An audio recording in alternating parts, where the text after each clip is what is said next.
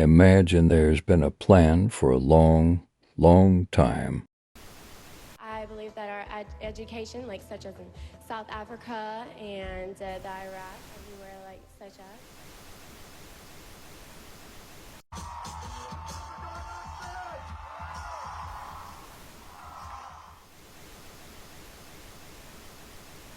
Platform 8 for the 2228 Southern service to Eastbourne via Lewis.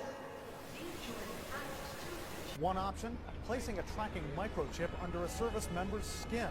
Former Special Operations Officer. And if you hear the shouting, it's a group of demonstrators who've come. 9/11 was an inside job.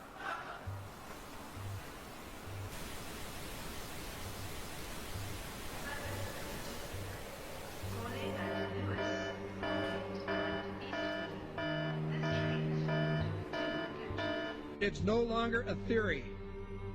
What I'm about to say is fact. The secret organizations of the world power elite are no longer secret.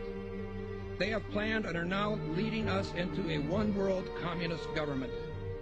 Well, there have been extraordinary scenes in Berlin tonight as thousands of people gathered to hear Barack Obama deliver key foreign policy speech on his current European tour. The Democratic presidential hopeful laid out his vision for America's place in a new world order, in a new world order, in a new world order. It's not a new idea. President Bush talked about it back in 1991. It is a big idea, a new world order. President Bush said, and it's a phrase that I often use myself, that we needed a new world order. There's a need for a new world order.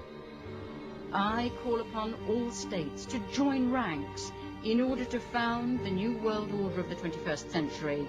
We have before us the opportunity to forge for ourselves and for future generations a new world order. When we are successful, and we will be, we have a real chance at this new world order. And people talked then, in 1990, of a new world order.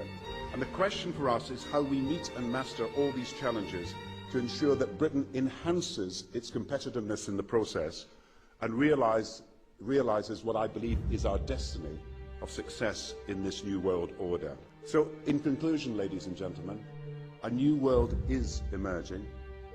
It is a new world order with significantly different and radically new challenges for the future.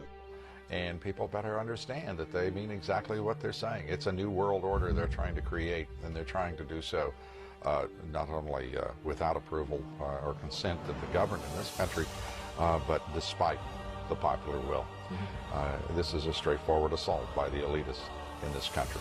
There is a global meltdown coming. It is a global depression, and one world currency and one world financial system is the end game. China said last week they want one global currency. France said yesterday or the day before that they want one world order, a new world order, at the end of this event. Gordon Brown will today call on fellow world leaders to seize the opportunity created by the worldwide economic crisis to create a truly global society. The Prime Minister will use a high-profile speech in the City of London to say that Britain, the US and Europe should join together to create a new, stronger and more just world order.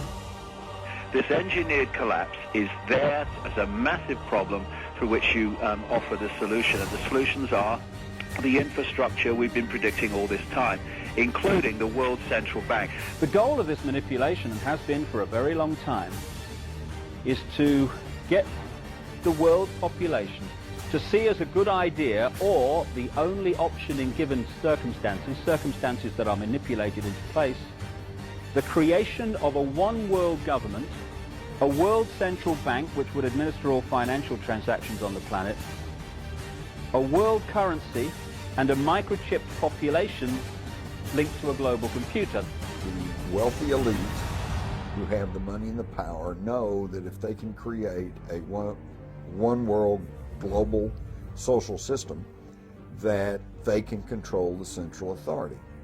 In other words, world control, world domination, one of the oldest desires in the history of the world. There's a very, very clear-cut and easily identifiable system in place that puts all of these elements from media control to government control to energy control together into one apparatus working together effectively towards its final goal, which is, global control. Because of the compartmentalized pyramids that they've constructed within all these institutions of government and finance and corporations, the vast majority of people who are daily making contributions to push the world in this towards this Orwellian global state have no idea that they're doing that because they don't know how their contributions fit in with everyone else's. Only the few at the top do. Most people don't have a clue that unelected private bankers actually control the governments of the world. There is this cozy little myth that is perpetuated between politicians and the media. The media report the world as if presidents and prime ministers are the final arbiters and decision makers in the world, which means that the people above the level of presidents and prime ministers that really make the decisions, they're never looked at or exposed by the mainstream media because they're not accepted to exist. The central bankers of the world are working together to create a one-world government. A global police state as sinister as anything George Orwell ever wrote about. Where every person on the planet Earth will have an RFID chip implanted.